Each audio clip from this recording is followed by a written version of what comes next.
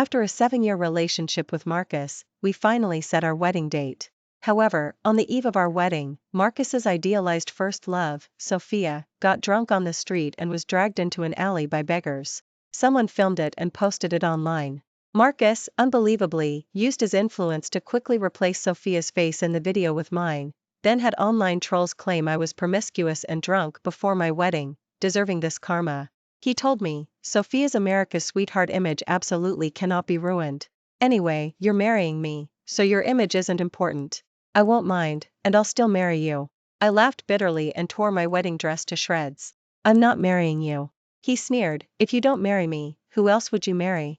Who would want you besides me? Someone would, of course, his rival, Mr. Daniel. The old classmate who said he'd marry me anytime. Before we continue, please subscribe to this channel and tell us where you're listening from in the comments.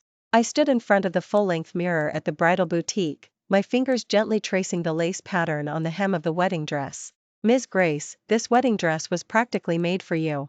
Emily, the shop assistant, adjusted my veil, her eyes shining with envy. I gazed at the figure in the mirror, enveloped in white lace, the joys and sorrows of a 7-year relationship swirling in my heart.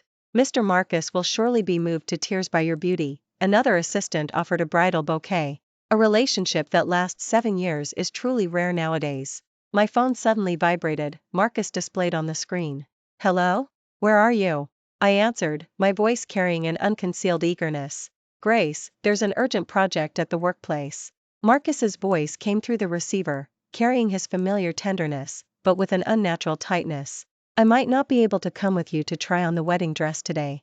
My fingers tightened slightly around the phone. But this is our last fitting. Sweetie, I promise to make it up to you before the wedding. He quickly hung up after speaking. The assistants exchanged sympathetic glances. I forced a smile and continued trying on dresses, but a ripple of unease spread through my heart. At 9 in the evening, I was nestled on the sofa, looking through my wedding planner when my best friend Chloe's WhatsApp suddenly exploded with messages. Grace, check out the trending topics on social media. What's going on? I tapped the link she sent, and my phone nearly slipped from my hand. In the video, a woman strikingly similar to Sophia was drinking heavily at a bar, being dragged into a dark alley by several homeless men. But the most terrifying part was that the woman's face in the video had been replaced with mine.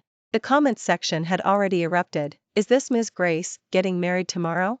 So promiscuous the night before her wedding, serves her right to be messed with by beggars. My hands began to tremble uncontrollably. I immediately dialed Marcus's number. Did you see the video online? My voice was so shrill it didn't sound like my own. That's Sophia. Why is my face on it? There was silence on the other end for a few seconds, then Marcus's terrifyingly calm voice came through. I did it. I felt as if I'd fallen into an ice cave. What did you say? Sophia is a public figure, her America's sweetheart image can't be ruined. His tone was as casual as if discussing the weather. Anyway, we're getting married, so your image isn't that important. Marcus!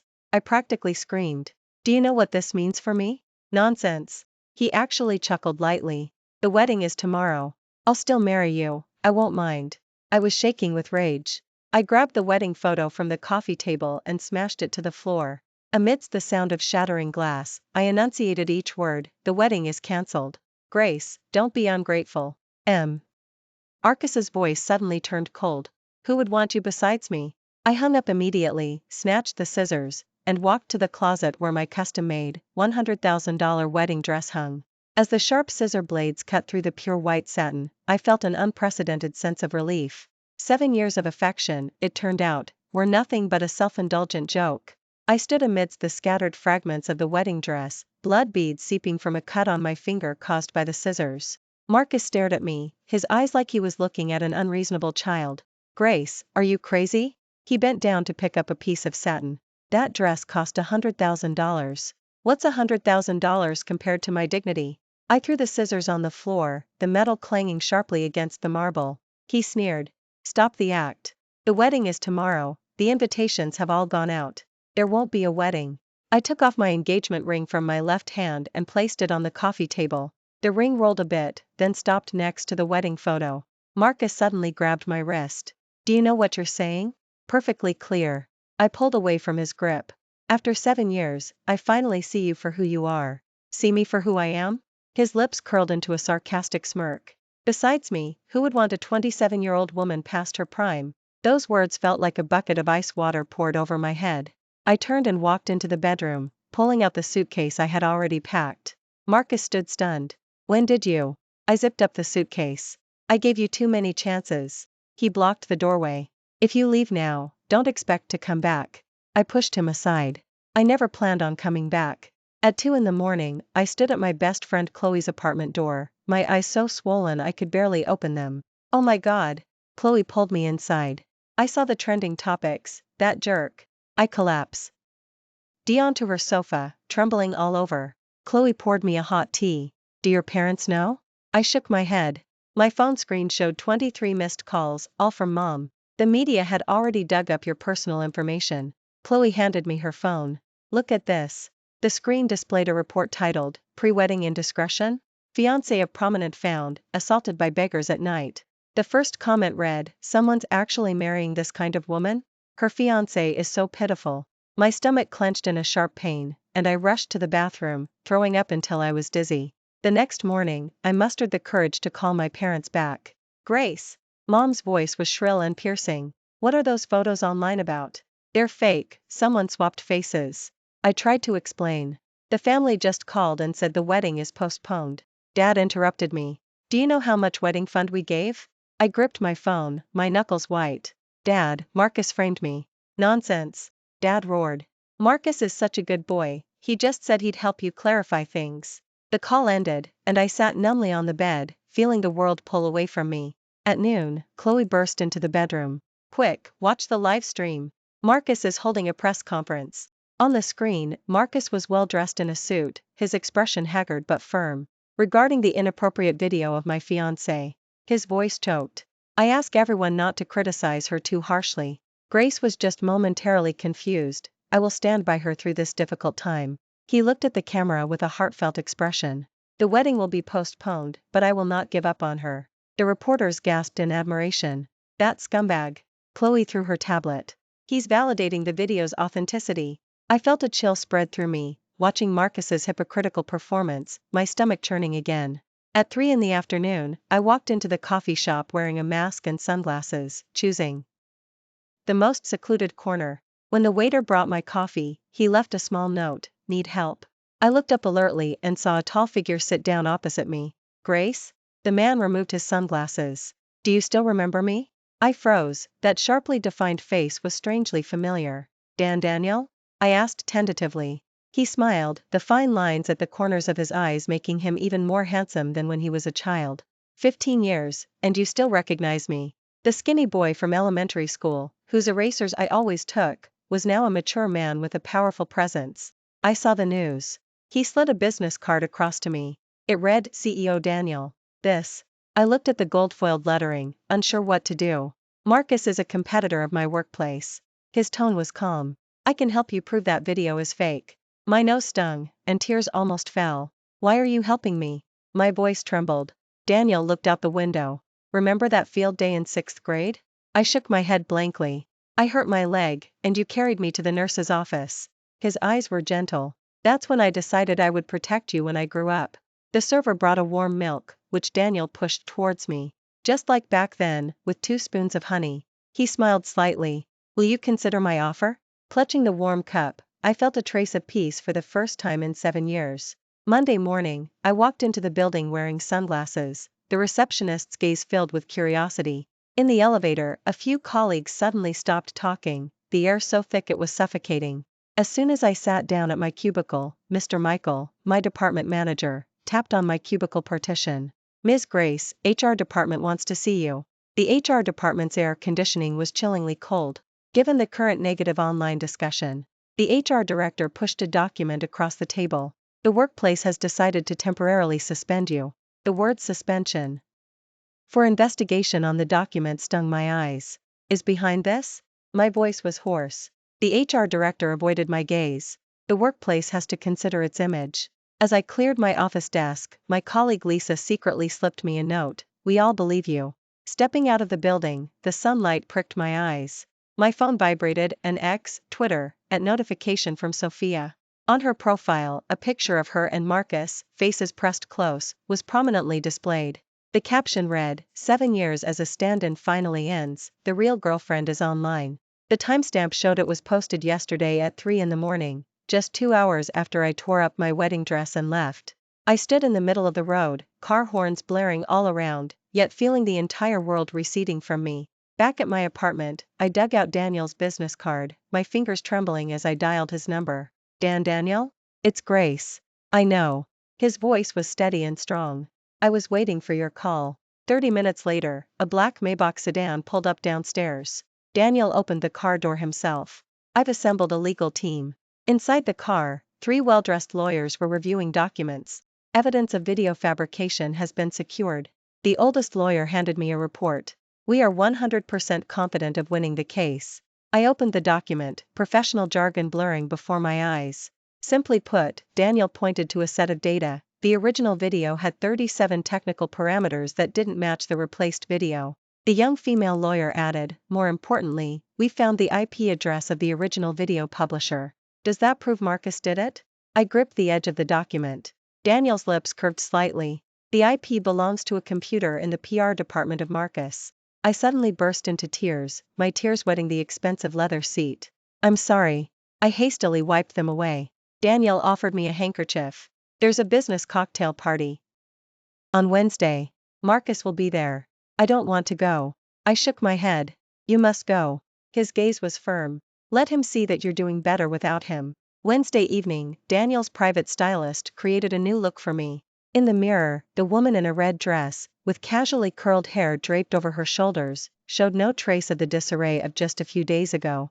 Perfect. Daniel stood at the doorway, his black suit accentuating his broad shoulders and narrow waist. The cocktail party was held in a revolving restaurant on the top floor of the city.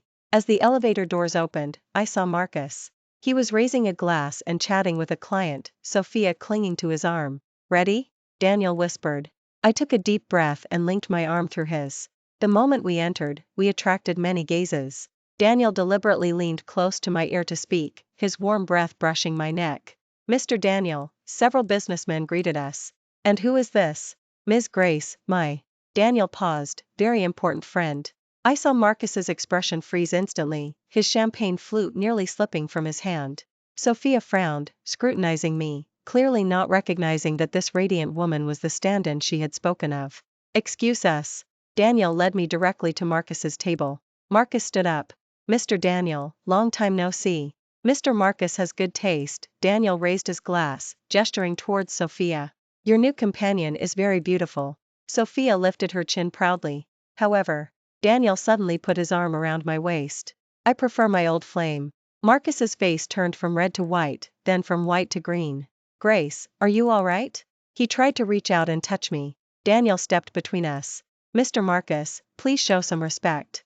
After the cocktail party, in the underground parking garage, Marcus suddenly rushed out to block our way. Grace! He grabbed my wrist. We need to talk. Daniel pushed him away. Marcus, we'll talk about the video in quiet. Marcus stumbled backward. What video? I don't know what you're talking about. That computer on the east side of the 3rd floor of Marcus's PR department, I said coldly. Does that ring a bell? His pupils constricted. How did you? Oh, and by the way, I pulled open the car door. Congratulations to you and Sophia. A match made in hell, may it last forever. As the Maybach sedan drove away, I saw Marcus standing there in the rearview mirror, his figure growing smaller and smaller. His expression just now. I couldn't help but laugh aloud. Like he swallowed a fly. Daniel chuckled too. This is just the beginning. My phone suddenly rang, it was Chloe calling. Grace. Checks X, Twitter. Her voice was trembling with excitement. I refreshed the page. Sophia had just posted a new update a minute ago. Some people think they're great just because they've climbed the social ladder. Just someone's used goods, tired of being played. The accompanying image was a blurry bed photo, only Marcus's profile recognizable. My stomach clenched again. How dare she? Daniel glanced at it, immediately dialed a number. Mr. Johnson, prepare for a defamation lawsuit. He turned to me. Tomorrow morning at 9, a press conference. I looked out at the rapidly receding neon lights, suddenly realizing, in this battle, I was finally no longer fighting alone. The next morning, my phone was bombarded with notifications until it crashed. CEO Daniel declares. The entertainment headlines boldly displayed a photo of Daniel with his arm around my waist from last night's cocktail party. The caption read, "Business speaks for love, Ms. Grace defamed, Daniel will defend rights." My hands, holding my phone, trembled slightly, spilling coffee on my pajamas without noticing. Chloe rushed into the guest room, shoving her tablet in front of me. Check the trending topics on social media. The number one trending topic was Daniel, and the second was Sophia post. Tapping the first 1. Daniel's verified account had posted a statement at 3 in the morning. Ms. Grace is the most important person to me. Regarding the defamatory acts against her, Daniel's legal team has completed evidence collection and will pursue the matter to the end. The comments section exploded. What kind of CEO drama is this? I knew there was something wrong with that video. The woman was clearly Sophia. Marcus must be blind? He doesn't want such a beautiful girlfriend? My finger slid to the second trending topic. Sophia's insulting ex, Twitter, post from last night had vanished, replaced by a pale statement, account hacked, previous statements not made by me. The doorbell suddenly rang. Chloe went to open it and returned with a large bouquet of red roses. 99 Louis XIV roses, she read the card. Press conference starts at 10. I'll pick you up. Daniel, I lowered my head and inhaled the fragrance of the flowers, suddenly remembering that Marcus had never given me roses. He said it was a vulgar waste. At exactly 10, Daniel's Maybach sedan arrived promptly. Today, he wore a dark blue suit, his tie adorned with a simple silver tie clip. Nervous? He handed me a hot chocolate after I got in the car. I shook my head, but spilled a few drops on my dress when I took the cup. Daniel chuckled, gently wiping my fingers with a handkerchief. Don't be afraid, I'm here. The press conference was held on the top floor of the Daniel building. As the elevator doors opened, flashlights erupted like a storm. Daniel shielded me as we walked to the podium. The hall was filled with reporters, and in the last row stood a few familiar faces, my colleagues. Mr. Johnson, the lawyer, presented the technical analysis report, proving the video had undergone face swapping. We have conclusive evidence that the defamatory act is related to Marcus's PR department. He adjusted his glasses. A lawsuit has been formally filed. It was my turn. The microphone was a bit high, so Daniel P.E. personally adjusted its height for me. Marcus and I. My voice trembled slightly but quickly steadied. 7 years of affection, in exchange for a carefully orchestrated smear. The hall was silent. The bed photo Ms. Sophia posted yesterday. I clicked the remote control, and the large screen displayed magnified details of the photo. It was taken 3 years ago, when Marcus and I were dating. A collective gasp swept through the room. Finally, I played the recording, Marcus's roar in my apartment. You think Daniel really likes you? He just wants to undermine me. As I was about to continue speaking, the back door of the venue was suddenly flung open. It's all lies. Marcus burst in, his suit disheveled, his eyes bloodshot. This woman fabricated evidence. Reporters immediately turned their cameras, flashlights raining down on him. Mr. Marcus, I said calmly, can you explain that computer belonging to your company's PR department that was in the video? His face instantly turned pale. Then he furiously charged towards the podium. Daniel swiftly stepped in front of me, and 2 security guards immediately restrained Marcus. Let me go. Marcus struggled and roared. Grace, UF *****ing wait. The hall descended into chaos. Daniel shielded me as we quickly left. In the lounge, my hands were still trembling uncontrollably. Drink this. Daniel handed me a glass of amber liquid.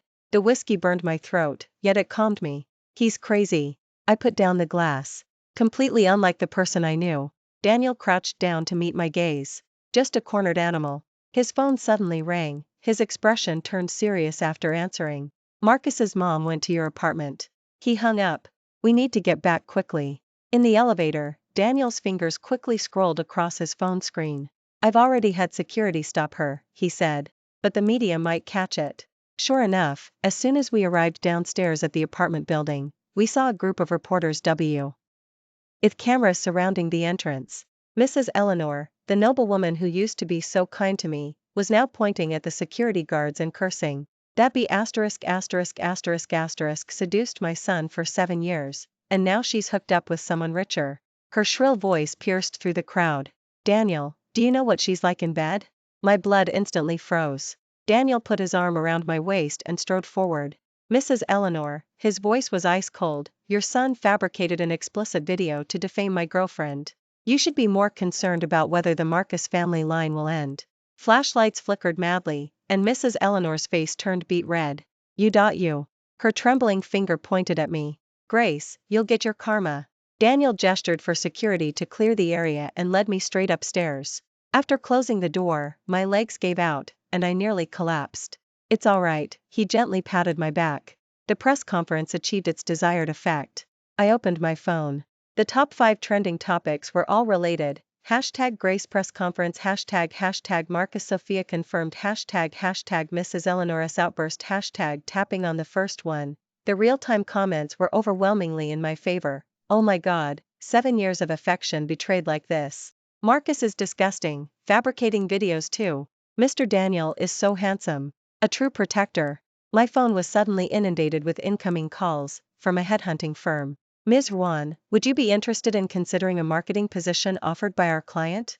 I looked at Daniel, who raised an eyebrow, signaling me to make my own decision. Thank you, but I already have plans, I politely declined. After hanging up, Daniel took a folder from his briefcase. If you're willing, he opened the document. The brand position at Daniel has been open. My eyes widened. This position was renowned in the industry, with a salary 3 times what I used to make. Wouldn't this be too? I've seen several of your case studies. He pointed to page. That cosmetic campaign for Melee last year, the creative was excellent. He had been following my work all along. My eyes suddenly welled up. I need some time to think about it, I said softly. Of course. He closed the document. No rush. That evening, Sophia's ex, Twitter, unexpectedly updated with a long post. Apology. She admitted that the person in the video was herself, stating she was inebriated and maliciously exploited, and apologized to me and the public. The last sentence read, Mr. Marcus and I are merely ordinary friends, I hereby clarify. I sneered and forwarded it to Chloe, who immediately replied, the B*** is shifting blame. Sure enough, half an hour later, Marcus posted an update on his social media post, misjudged a person, 7 years of genuine affection gone to waste. The accompanying image was a night view, vaguely showing my apartment building. Daniel saw it and immediately called to strengthen security. The next morning, I formally signed the employment contract with Daniel. Daniel personally gave me a tour of the office, spacious and bright, with a panoramic city view outside the window. Welcome aboard. He shook my hand professionally, but subtly grazed my palm as he let go. At the department welcome lunch, my colleagues' curious but polite glances made me relax a little. Director, a young marketing specialist, Tom, raised his glass. Looking forward to working with you. On the way back to the office, the HR director quietly pulled me aside. Mr. Daniel never brings women into the workplace, she whispered. You're the first. My ears flushed, and I pretended to sort documents, not responding. At 3 in the afternoon, the workplace suddenly convened an emergency high-level meeting. Marcus's stock price has plummeted, the CFO reported. There are rumors they are liquidating assets. I secretly glanced at Daniel. His face was impassive, but there was a barely perceptible curve at the corner of his lips. After the meeting, he asked me to stay. There's a charity gala next week. He handed me an invitation. Marcus will also be attending. I took the gold-foiled card. You want me to go? It's up to you. He leaned against the office desk. However what? I want everyone to know, he whispered close to my ear, that you're mine. His warm breath brushed my neck, and my heart pounded like a drum. Leaving the workplace, I ran into a few female colleagues gossiping in the elevator. Did you hear? Sophia had wine thrown on her at a bar last night. Serves her right. Willfully being a homewrecker. Marcus is reportedly hospitalized for alcohol poisoning. I lowered my head and scrolled on my phone, pretending not to hear. Stepping out of the building, the sunset was perfect. Daniel sent a message. What do you want for dinner tonight? I'll cook. I replied, sweet and sour pork ribs. Looking up at the sky, the gloom that had lingered for days seemed to be slowly dissipating. The night before the charity gala, Daniel took me to the city's highest observation deck. This place. I gazed at the dazzling city lights below. Isn't it members only? I bought it, he said casually, as if discussing the weather. The night breeze was cool. He took off his suit jacket and draped it over my shoulders. The lingering warmth mingled with a faint scent of ambergris. Why did you bring me here? I pulled the jacket tighter. Daniel didn't answer immediately. Instead, he pointed to a tall building in the distance. Look over there. I squinted, recognizing it as Marcus' headquarters. Now, only a few scattered lights were on. 3 weeks ago, he said, his voice calm, every night, that place was brightly lit. I silently looked at the building I once knew so well, a complex emotion stirring within me. Grace, Daniel suddenly turned to me. I want to officially tell you, he paused, his profile sharply defined against the night sky. I love you. He spoke the 3 words solemnly. Why, it's not an act, not revenge. I simply love you. My breath caught. My fingers unconsciously tightened on the railing.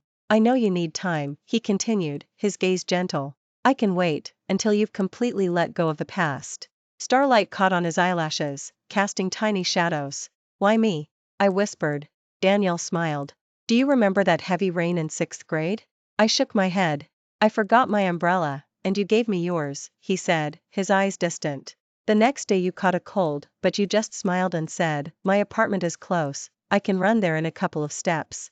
I didn't remember that small incident at all, yet he had cherished it for 15 years. On the ride back, I pretended to be asleep, leaning my head on his shoulder. His steady, strong heartbeat resonated through his shirt.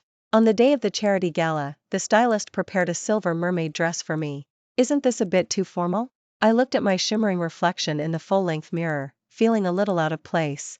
It's a perfect match for this, Daniel said, taking a diamond necklace from a velvet box. When the cold diamond touched my collarbone, I couldn't help but shiver slightly. Don't be nervous, he said, his fingers gently stroking the back of my neck. Tonight, you're the star. The banquet hall was opulent. The moment we entered, we became the center of attention.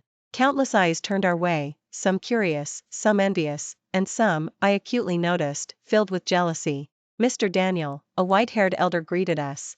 This must be director, I presume? It's an honor to finally meet you.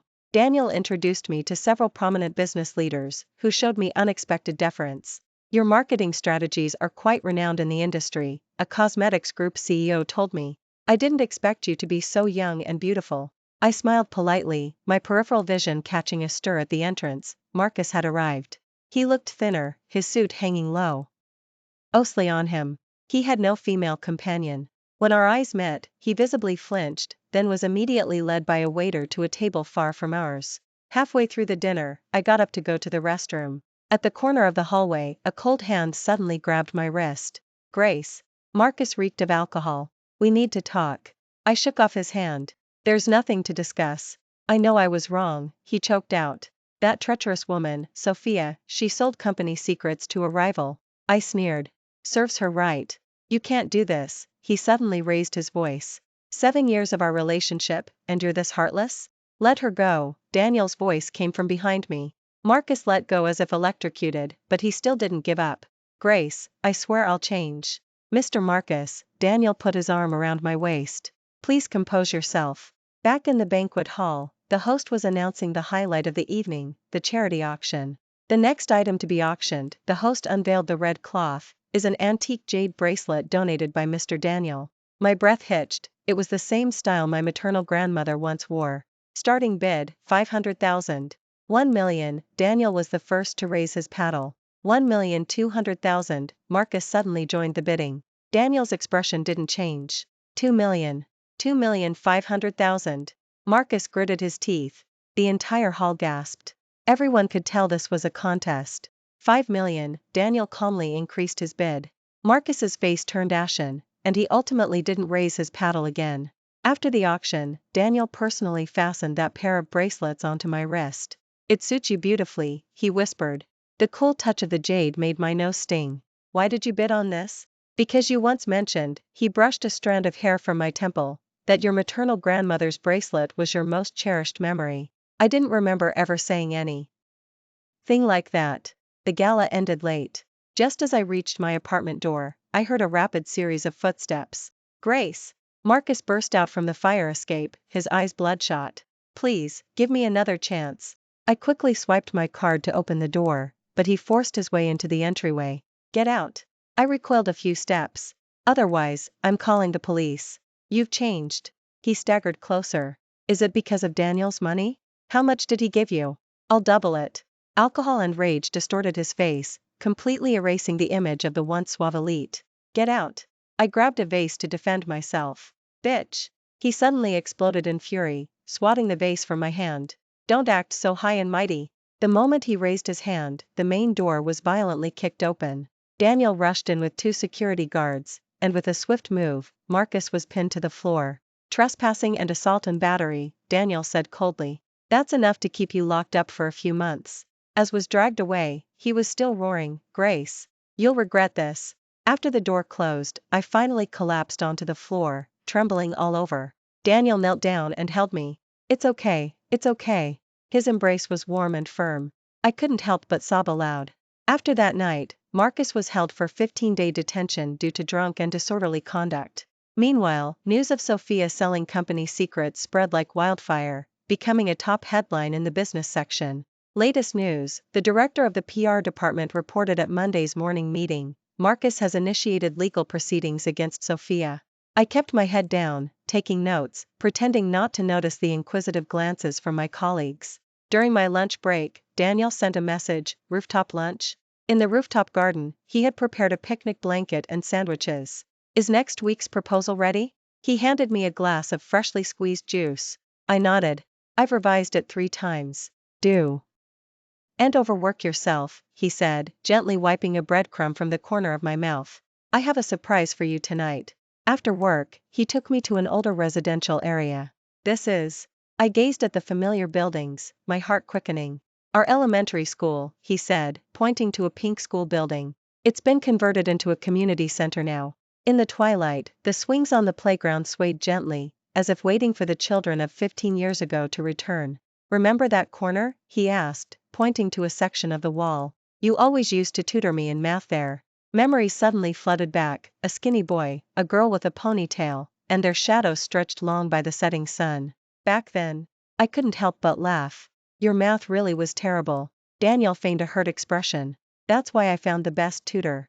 On the way home, I instinctively took his hand. He paused, then squeezed my hand tightly in return. Late that night, my phone suddenly lit up, an unknown number had sent a photo. I gasped when I opened it. In the photo, Marcus lay on a hospital bed, his wrist wrapped in a bandage. Immediately followed by another message, he attempted suicide because of you. Are you satisfied? I immediately turned off my phone and curled up in bed, until the morning light pierced through the curtains. The next day, Daniel saw my drawn face and, without a word, cancelled all his meetings. To the hospital, he said decisively. Outside the VIP hospital room, Mrs. Eleanor stopped us. You dare show your face here? Her eyes were swollen and red. My son almost died. Daniel stepped in front of me. Mrs. Marcus, please calm down. Get out. All of you, get out, she shrieked hysterically, attracting medical staff. Through the crack in the door, I saw Marcus's face, pale as paper. His gaze met mine, empty of all emotion. Leaving the hospital, I felt a strange sadness. It's not your fault, Daniel held me tightly. It was his own choice. See? I buried my face in his chest, my tears soaking his expensive shirt. I want to end all of this completely, I said, looking up with determination. That afternoon, I published a long social media post, to Life Precious, take for yourself in it. I recalled the beautiful 7 years of our relationship, and openly addressed the pain of betrayal, concluding with an appeal to cherish life. The comments section was polarized, some praised my generosity, while others called me hypocritical. But I no longer cared.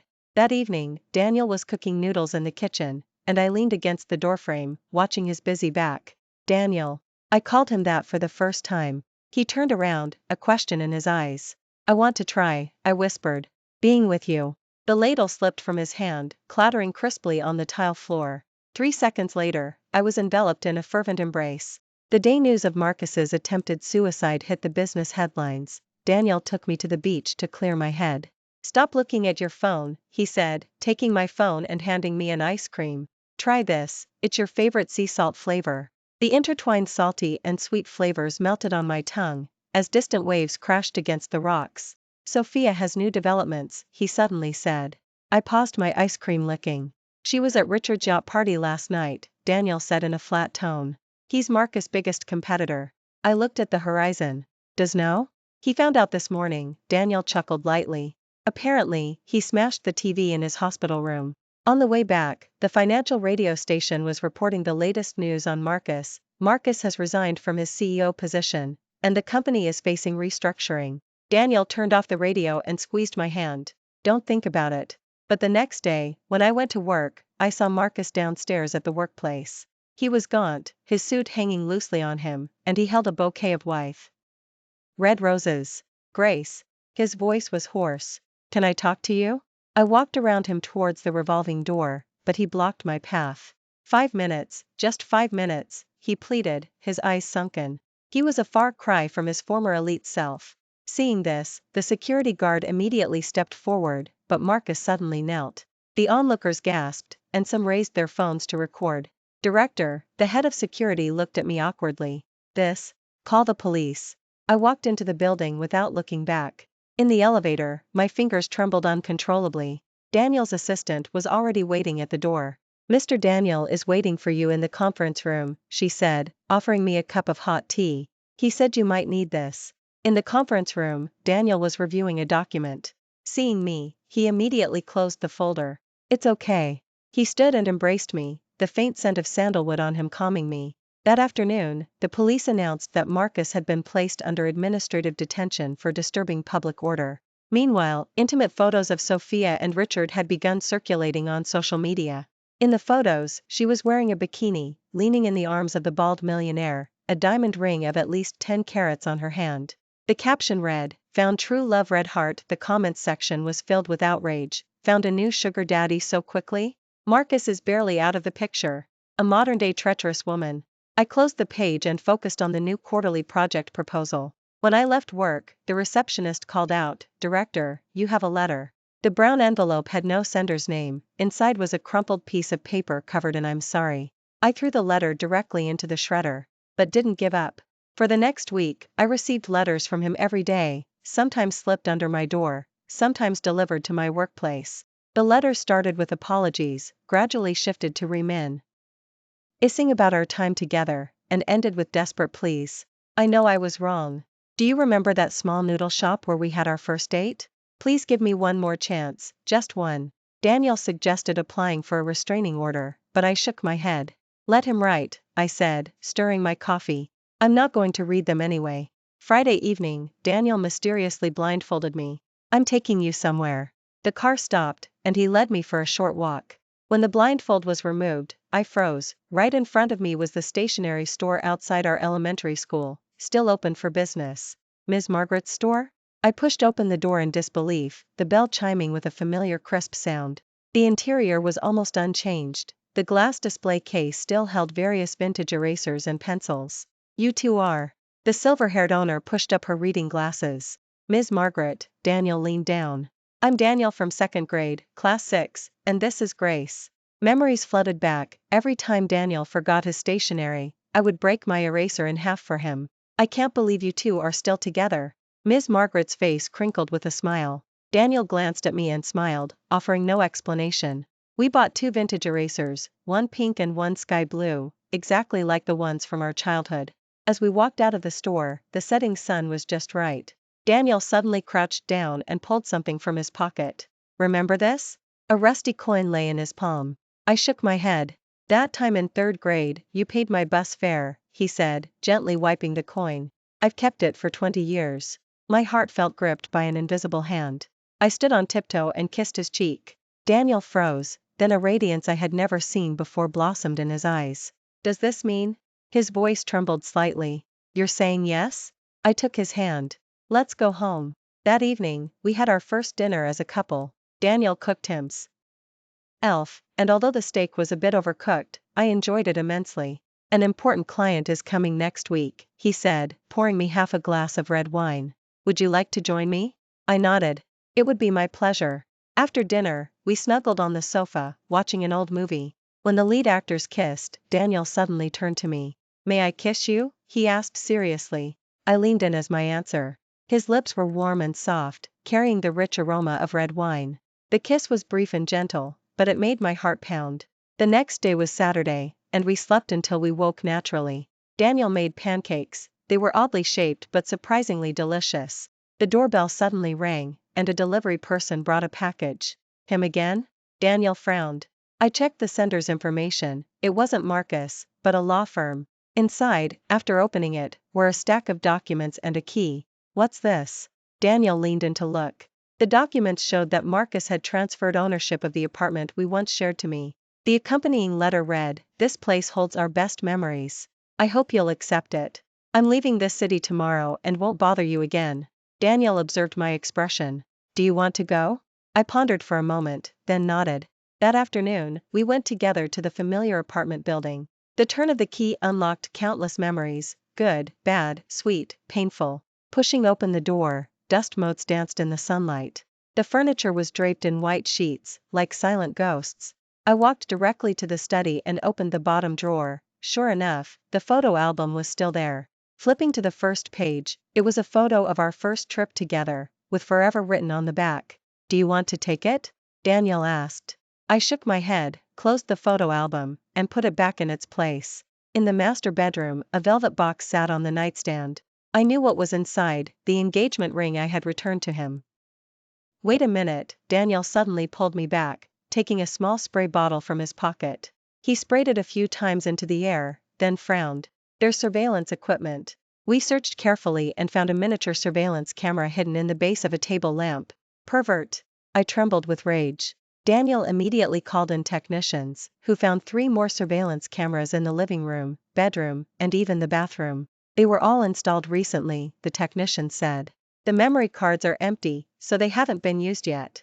I immediately called the law firm, but they claimed to know nothing about it. Before leaving, I took one last look at the place I once called home, then closed the door without hesitation. "Dispose of it," I said, handing the key to Daniel. "Donate it or sell it, whatever you decide." He gripped the key. "No regrets?" "It's a new chapter," I said, taking his hand. "Come on, let's go home." That night, I received a text message from an unknown number. "I truly loved you, from beginning to end. Take care." I didn't reply, and simply deleted the message. Before bed, Daniel was in his study, working on documents. I made 2 cups of warm milk with honey. When I pushed open the door, he was frowning at his computer. "What's wrong?" I placed the cups on the desk. On the screen was Marcus' latest announcement. Richard had acquired a 34% stake, becoming the largest shareholder. "Sophia is going to be the chairman's wife," Daniel scoffed. I suddenly remembered something. Did she install the surveillance cameras? Most likely. He closed his computer. She probably wanted to capture some exciting footage for the media. I took a sip of milk, and suddenly laughed aloud. "What's so funny?" Daniel asked curiously. "I was thinking of how Sophia once called me a replacement." I shook my head. "Now it seems she's the one who's just a replaceable part." Daniel reached out and wiped the milk stain from my lip. "Clever G. IRL. His thumb lingered at the corner of my mouth for a moment, his gaze deepening. "Tonight." His voice was husky. "Can I stay?" My heart pounded, but I deliberately teased him. "Just sleeping?" "If you allow." His ears turned red. "More than that." I smiled and pulled him up. "That depends on your performance, Daniel." The moment the bedroom door closed, my phone lit up again. Marcus had sent one last message. "Seeing you happy, I'm relieved. Goodbye." This time, I didn't even look. The news of Daniel and I officially becoming a couple detonated like a bomb across our entire social circle. When I arrived at work on Monday, the reception desk was overflowing with congratulatory flower bouquets, the largest of which was from Daniel's mom. "My wants to meet you," Daniel said during lunch, as he helped me unpack a flower basket. "Don't be nervous, though, she's very easygoing." I bit into a strawberry he offered. "Meeting the parents so soon?" "She's known about you for a long time," he said, smiling as he wiped juice from my lips. "My journal from when I was 16 was filled with your name." My phone suddenly vibrated. Chloe sent a link. Holy crap. Marcus is causing trouble again. I clicked on the video. A drunken Marcus was crying into the camera, "Grace, I can't live without you." The background looked like a bar, and it was filmed late last night. "Do you want me to handle it?" Daniel asked, frowning. I shook my head. "Just ignore it." But things were more serious than I imagined. At 3 in the afternoon, the director of the PR department hastily knocked on my office door. "Director, you really should see this." In the live broadcast, Marcus stood on the edge of a tall building's rooftop, holding something. "Last chance." The wind almost drowned out his voice. "Grace, answer the phone." My phone screen lit up. It was the number I had long blocked. Daniel pressed down on my hand. "Don't mind him. What if he actually jumps?" I stared at the shaky figure on the screen. He won't, Daniel's voice was firm. He's too afraid to die. Sure enough, 10 minutes later, the police successfully rescued him. The evening news briefly reported it as a former corporate executive's drunk and disorderly conduct. But the next morning, the hospital called. Ms. Grace, Mr. Marcus insists on seeing you. The nurse's voice sounded tired. He said, he won't accept treatment until he sees you. I looked at Daniel, sleeping beside me, and quietly got up. I'll go with you, he suddenly said, having apparently been awake all along. The smell of disinfectant in the hospital hallway reminded me of the day Dad died. Marcus had stayed by my side all night then, but now.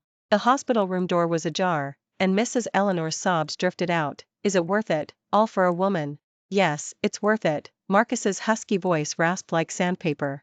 She's the only person I've ever loved in my life. I knocked on the door. The sobbing inside instantly ceased. Marcus lay on the hospital bed, his wrist heavily bandaged. His eyes lit up when he saw me, but then he saw Daniel behind me, and his face fell back into despair. Grace. He struggled to sit up. You came. Mrs. Eleanor glared at me fiercely and stormed out, slamming the door. Why did you do this? I stood at the foot of the bed, deliberately keeping my distance. I saw the news, he said, staring at Daniel's and my clasped hands. You too, are you really together? Daniel squeezed my fingers, silently conveying his support. Yes, I said, looking directly into Marcus's eyes. I'm very happy. He curled up as if stabbed. What about me? What am I going to do? Marcus, I called him by his full name for the first time. Love isn't possession, nor is it a threat. The sunlight from outside shone on his haggard face, his eyes dark and hollow. I know. His voice choked. But I really regret it. Daniel chose that moment to release my hand. I'll wait for you outside. After the door closed, Marcus said. Denley cried, large tears rolling onto the pillowcase. That day when I saw you tear up your wedding dress, I knew I was wrong. He said haltingly. But I couldn't bring myself to apologize. I handed him a tissue. It's all in the past. Sophia. He wiped his tears. She was already involved with Richard, approaching me just for business secrets. I listened to his confession in silence, my heart undisturbed. Grace. He suddenly grabbed my wrist. If I had realized earlier, would we have? No, I gently pulled my hand away. From the moment you decided to use that deepfake video, we were over. He slumped back onto the pillow, like a deflated ball. Live well, I said, turning to leave. For yourself. In the hallway, Daniel was on the phone. Seeing me emerge, he immediately hung up. Are you okay? He asked, putting an arm around my shoulder. I shook my head. It's over. On the way home, Daniel's phone kept ringing. He finally answered it impatiently. Go ahead. A hurried report came from the other end of the line. When did this happen? Daniel's brows were tightly furrowed. All right, keep an eye on it. After hanging up, he explained to me, Sophia ran off with a batch of Richard's jewelry. She's at the airport now. Should we call the police? I asked. Already done, he said, a slight smirk playing on his lips. Richard is not someone you want to cross. Indeed, the evening news reported, a woman named Yu was arrested at the airport on suspicion of grand theft, involving a significant sum. In the footage, Sophia wore a mask and handcuffs, her carefully styled curly hair in disarray. I changed the channel, not wanting to watch any more of this farce. A week later, Marcus was discharged from the hospital and flew directly to Austin. Before boarding, he sent me one last text message. I'm going to Austin to start over. Thank you for coming to see me one last time. Take care. I showed the text message to Daniel, who looked thoughtful. Do you want me to put in a good word for him? I have some friends there. No need, I said, deleting the message. Let him make his own way. Life gradually settled into a rhythm. Daniel and I worked together seamlessly, not just in our personal lives, but professionally as well. Grace, he called out to me after a project meeting. I have an idea I'd like to discuss with you. He proposed establishing a foundation dedicated to helping victims of marital fraud and online defamation. Using our experiences, he said, holding my hand, to help more innocent people. My eyes welled up, and I nodded vigorously. On the day the foundation was launched, many media outlets were present. When asked about its inception, I openly shared parts of my experience. Justice may be delayed, I said, looking at the flashing cameras below, but it is never denied. After the press conference, a small, timid girl, Mia, hesitantly stopped me. Ms. Grace. She handed me a letter. Thank you for giving me courage. The letter explained that she had suffered similar defamation to mine and had considered suicide, until she saw my press conference. I asked my assistant to take down her contact information, promising that the foundation would provide legal assistance. At the celebration dinner that evening, a slightly tipsy Daniel embraced me from behind on the balcony. "I'm proud of you," he said, resting his chin on my head. "Your speech today was brilliant." I turned to face him. "I couldn't have gotten through it without you." Under the moonlight, his features were exceptionally sharp. I stood on tiptoe and kissed him, feeling his arms tighten around me. "Marry me," he suddenly said. I froze. "What?" "Not right now," he said, smiling as he smoothed my hair. "After the foundation is stable, and when you're ready." My heart hammered wildly in my chest, and I softly nodded into his chest. The next morning, the doorbell rang. A delivery person brought a long, narrow package, with no sender listed. I gasped when I opened it. It was the wedding dress I had cut up, now meticulously repaired, every piece of lace returned to its original place. At the bottom of the box was a card, not an attempt to win you back, just felt it belonged to you. "Wishing you happiness." Daniel frowned, looking at the wedding dress. "Do you want to keep it?" I shook my head. "Let's donate it to the foundation. Maybe it can help other girls." He kissed my forehead approvingly. "What are your plans for today?" "I'm meeting Chloe for shopping this afternoon." I checked my schedule. "And the foundation has an online meeting tonight. Don't forget," he reminded me as he tied his tie, "we're trying on engagement attire tomorrow." I straightened his tie, then suddenly remembered something. "What kind of gift does your mom like?"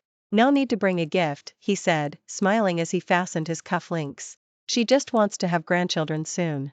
I grabbed a pillow and threw it at him. He laughed loudly and dodged it. Sunlight streamed through the curtains, illuminating two cats lazily napping on the floor. They were the rescue cats we adopted last week. Life is like that. What we once thought was the end is actually a new beginning. On the first anniversary of the foundation's establishment, Daniel mysteriously blindfolded me. "Where are we going?" I held onto his arm, hearing the car door open. "It's a secret," he said, fastening my seatbelt, his lips brushing my earlobe.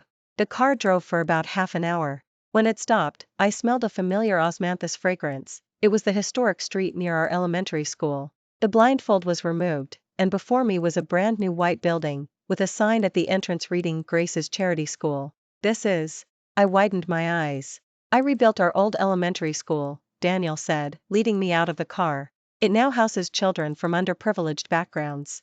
In the schoolyard, children were having lessons. Amidst the clear sound of auditing aloud, he led me to a specially preserved classroom, second grade, class 6, restored to its original state. The desks and chairs were still the same style as back then, and the blackboard featured naive sunflowers. My vision blurred.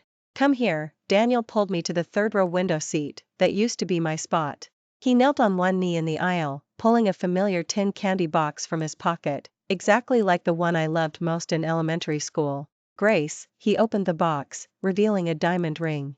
"Can I borrow an eraser? The kind you borrow for life?" I smiled through tears, extending my finger. "Daniel, remember to return it this time." The moment the ring slid onto my finger, the classroom door suddenly opened, and 2 rows of children rushed in, scattering flower petals. Leading them was the girl our foundation had helped. "Be happy, Ms. Grace," she shouted, her face flushed. At the engagement party that night, Daniel's mom gave me a jade bracelet. It was a set with the one from the auction.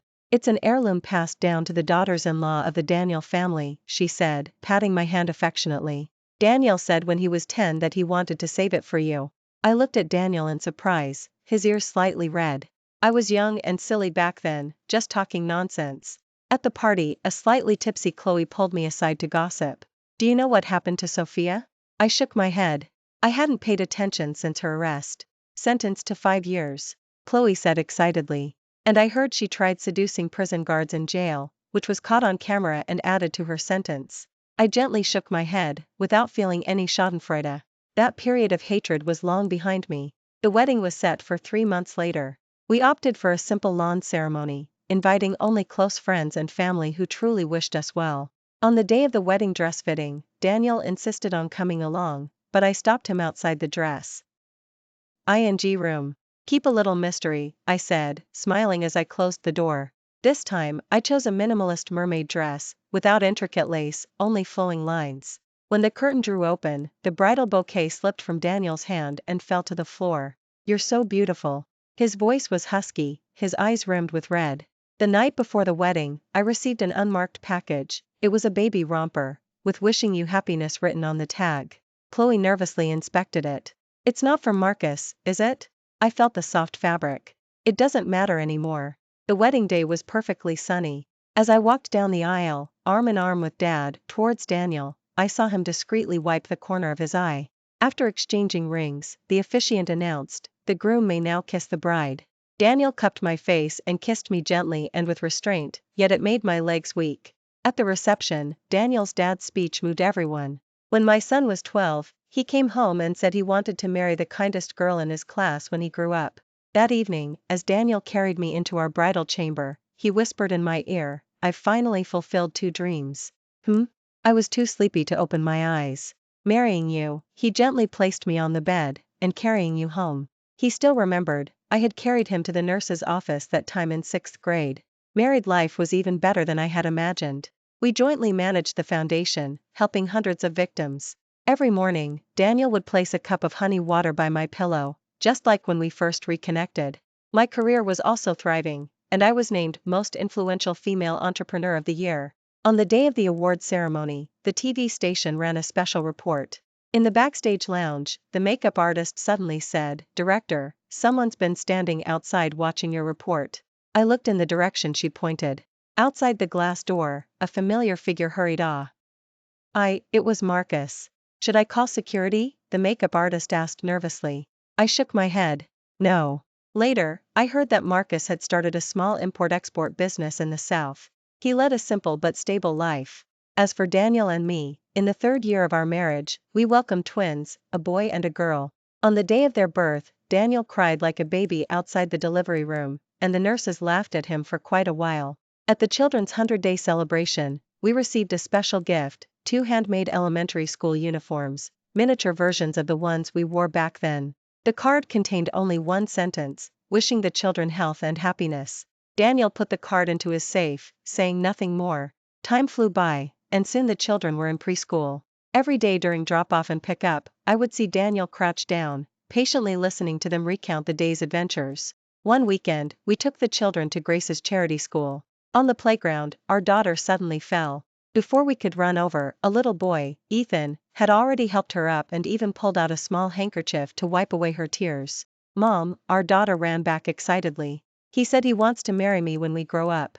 Daniel and I exchanged a smile, as if seeing ourselves from years ago. That evening, after putting the children to bed, we sat on the balcony watching the stars.